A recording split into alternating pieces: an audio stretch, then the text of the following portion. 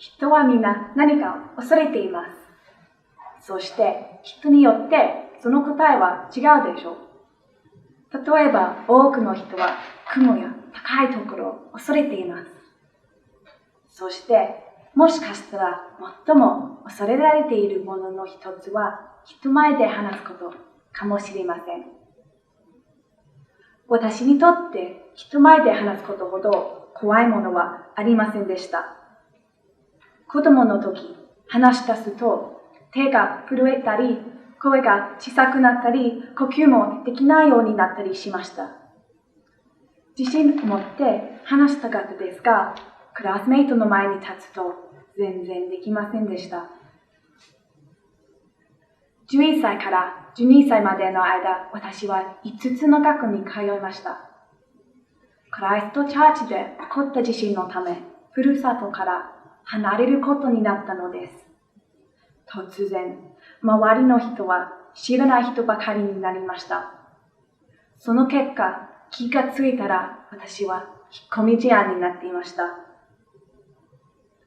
恐れを克服できないまま私は高校生になりました。ある時、高校の英語の授業でスピーチをしなければなりませんでした。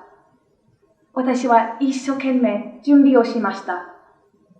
それなのに怖すぎて一言も話せなくて、ついにみんなの前で泣き出してしまいました。私は本当に自分にがっかりしました。もしずっと人前で話せなかったら多くのチャンスを逃します。それから私は計画を立て始めました。まず、人前で話すことに慣れることにしました。とはいえ、いきなり学校でスピーチをするのは無理だと思ったので、もっと達成しやすい目標を作ろうと思いました。何がいいかなとよく考えました。最終的に私は教会で聖書を読むボランティアすることにしました。なぜなら自分の言葉ではなく聖書を読み上げるので、なんとか人前で話せるかもと考えたからです。もちろん聖書を読むだけでもとても緊張しました。声も手も震えていました。それでもなんとか最後まで読むことができました。その後、できるだけ教会へ行きました。やればやるほどだんだん緊張しなくなっていきました。そして学校でも話せるようになりました。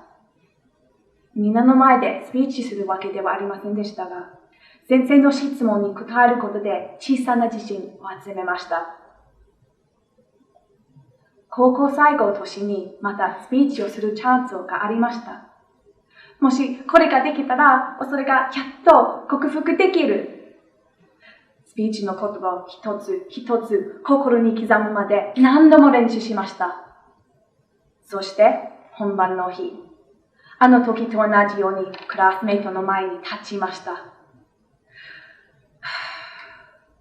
深く深呼吸し、ゆっくり話し始めました。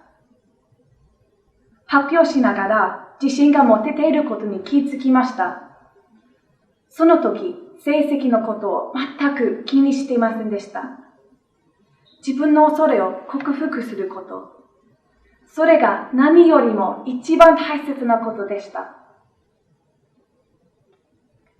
人前で話すという恐れを乗り越えた経験のおかげで、私はいろいろなチャンスを得ました。今、ここでスピーチをしていることもそうです。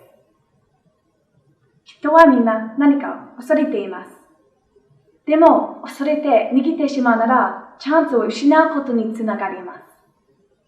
皆さんも今日から挑戦してみませんか？どんな恐れでも必ず克服することができると私は信じています。ご清聴ありがとうございました。